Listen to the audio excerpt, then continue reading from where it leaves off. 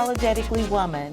We're celebrating phenomenal women all across Kentucky who make no apologies for their perspectives or the impacts that they're making in the community. Today we're celebrating Dr. Veda Stewart. Veda is a wife, a mom, an educator, a pastor, and president and founder of June's Expressions. Unapologetically Woman, Dr. Veda Stewart, that's you. Congratulations. Thank you so much. You have been in education for over 25 years. Yes, ma'am. What inspires you? Oh gosh, so many things inspire me. I was thinking about the folks who were early interventions in my lives. I was so blessed to have an African American educator in my elementary school named Dr. Harry Fields, and he was our principal. And so I think I got to see what I could become.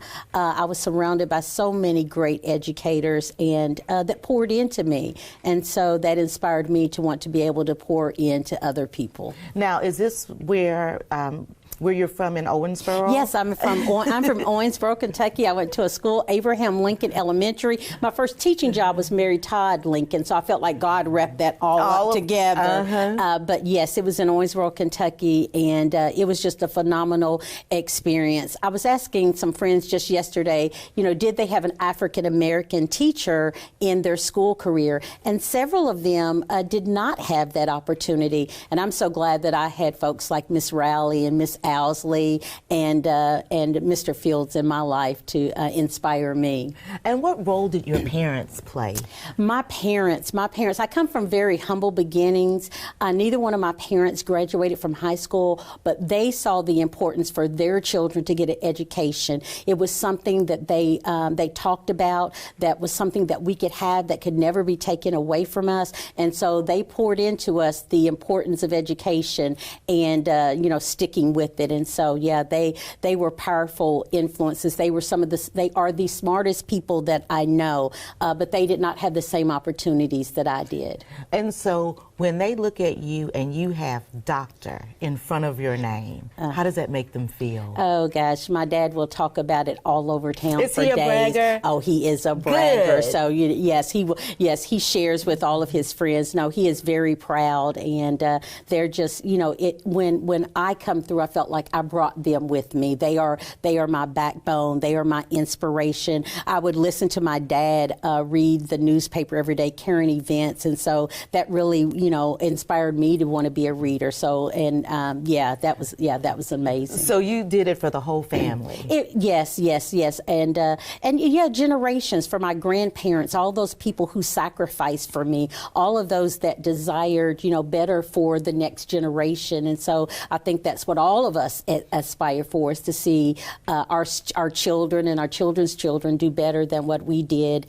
But they did great. They raised a solid foundation in us, really shared their faith with me. And so that is a huge part of who I am, because of the faith that they showed and shared with me. And so that's kind of a cornerstone of what it is that you do, because you're also a pastor. Yes, I am a pastor, and my faith is everything. And so what they instilled in me, I was able to see it through their witness, but then I was able to grow my own faith through all of the challenges of life. That is the one thing that keeps me grounded, that keeps me focused, that keeps me humble.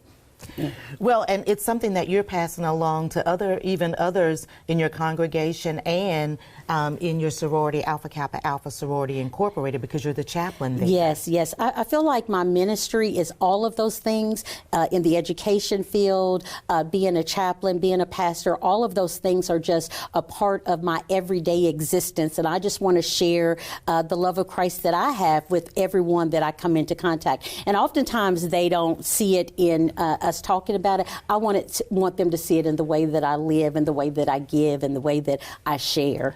By leading by example. Absolutely. The best way for others to see what they can be or desire what they can be is to see it in action. Love is in action. Your faith is in action. Yeah, absolutely. You got to move with it, walk with it, and talk with it. And so that's my journey, and that's what I hope to be doing for other people. And why is that so important for you? It's so important because we're a community. My whole life has been about equitable access access for others. And I feel like all of that intertwines, being able to open doors so that others can walk through, being able to share my faith so that others garner faith from your challenges, from your ups and downs, from your educational experiences. So that's truly foundational for me. And you, in education, 25 years is a long time. You've been a teacher, a principal, a coordinator, yes, all everything. the things. Yeah, you've been all the things. What has been your favorite?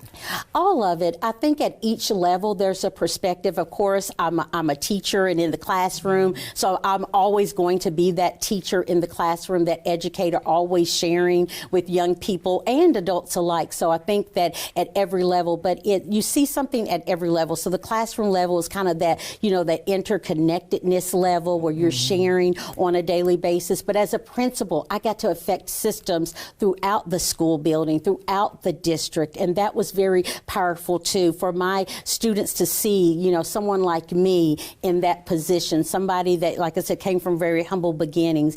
And then now being at the state level, being able to, help teachers throughout the state to help grow the teacher workforce and diversify it is another level. So I just feel like every level, it's a bird's eye view, and then you just kind of go down from there. So the only thing that you have done longer than you've been in education is to be married to Keith for over 37 years. Yes. Tell us about your family. Yes. My family is so important to me, and my husband and I have been married 37 years, high school sweethearts. And you don't see that anymore. No. So longevity. Yes. He was very blessed to marry up, and so yes, he was. Yes, girl. Yes. Keith married up. Yeah, that's right. That's right. He married up, and so I'm so grateful. It takes, having that support in all my endeavors and being out in the community and, being away from home. He encourages me and he's supportive. He's my biggest fan, but he also, brings me back home, So when I think too highly of myself, he's like, let's take out the trash, that Oh, yeah. Get over there and take that trash out. You're not all together. That's your job. This is your home. That is wonderful. Yeah. And so you have how many children? I have 3 children. I have a son. My oldest son had a heart condition, and in 2016, unfortunately, he passed away. And so I have a son. I have 2 sons and a daughter, and they are the light of my life.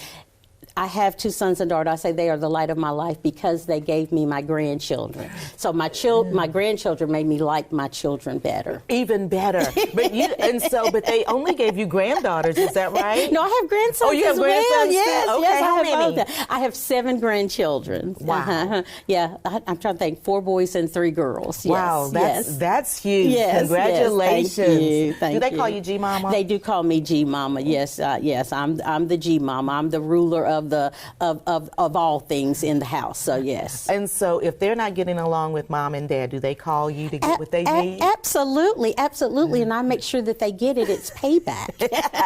I make sure that they are spoiled and taken care of, and that they're good students. That's a priority. Job. Yes, it is. So you spend a lot of time, because of your son dying when he was 32 years old. You have a lot of efforts with the American Heart Association. Yeah. I just finished the Leaders of Impact with the American Heart Association, and really just want to give back to our community. Our community is at high risk for so many things related to heart disease, and we're dying at a faster rate. And so it's just important for me to get the word out so that nobody has to go through what we had to experience with my son. And so just trying to get the best care and understanding the preventive care is very important to me. So we just had Red Day. Yes. What kind of emotion does that bring to you?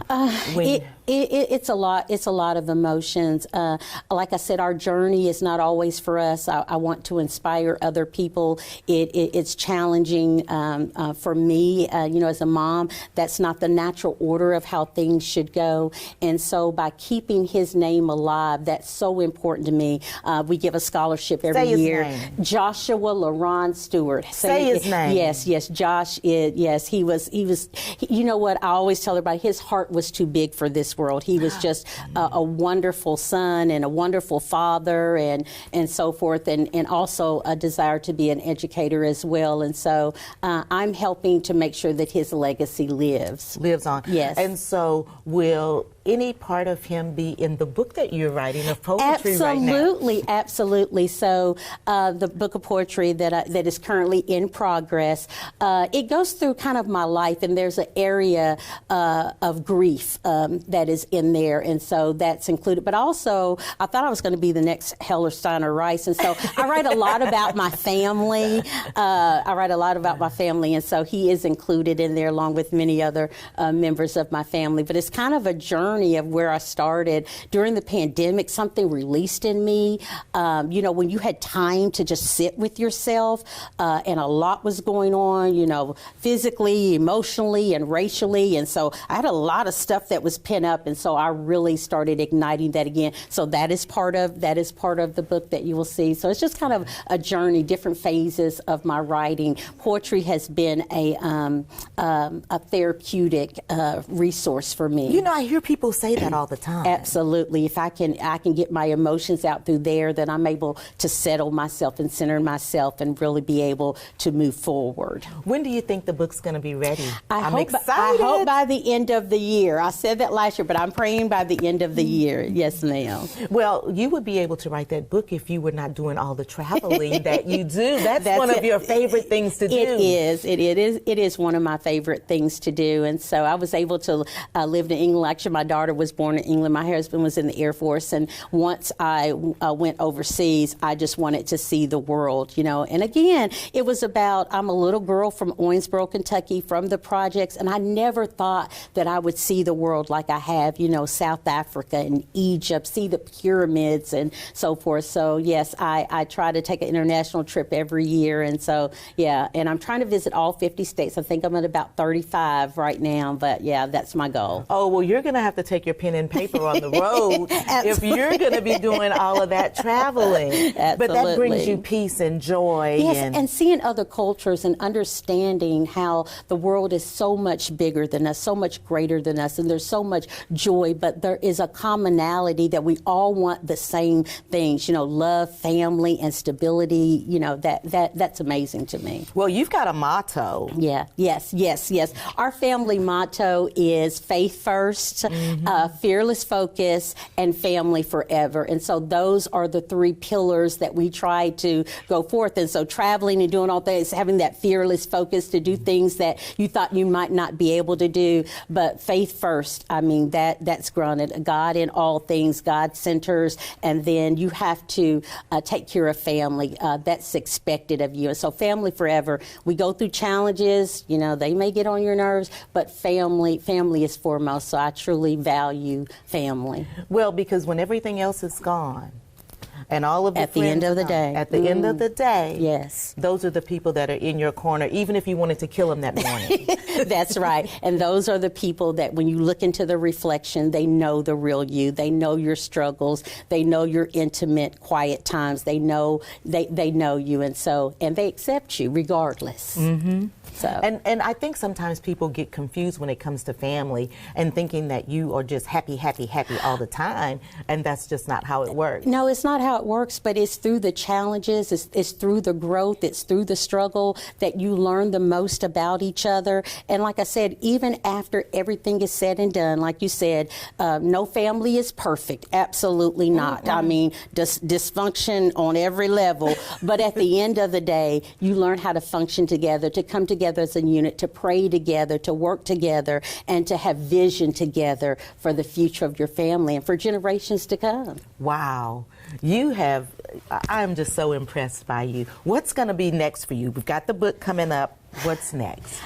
You know what? I am just open to whatever God's will is for my life. So I don't actually know the direction. I just know who I'm following and know that the direction is already set. I just have to be prepared in my circumstances. I have to be equipped, and He will provide the avenue. He will provide the way. I've always lived my life like that, lived my life on purpose, and He has shown up in every corner of my life.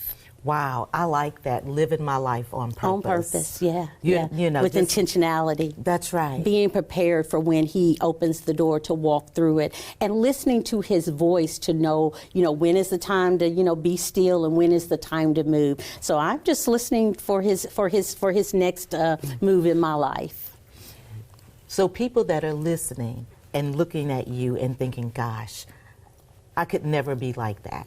What kind of advice would you give young girls, young women who are trying to find their way? Oh my gosh, if I could go back to my younger self, that you are enough.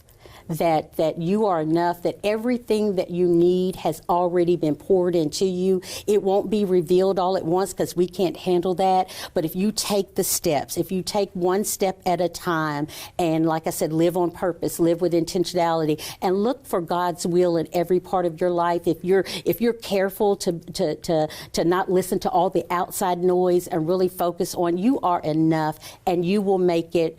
You will make it. You can make it. I am a testimony. I should have been a statistic, but God. And so just don't let anybody tell you who you are. Know who you are. Yeah. Congratulations. Thank you so much for being here today. Thank you. Thank you. I appreciate it so much. It's such a blessing and an honor. Wow, you deserve all of it. Thank you. You deserve all of it. Thank you. You guys continue to watch as we celebrate other phenomenal women just like Dr. Veda Stewart, who is making changes in Kentucky and taking it one day at a time. Don't let anyone tell you what you cannot do. I'll talk to you soon. Unapologetically Woman.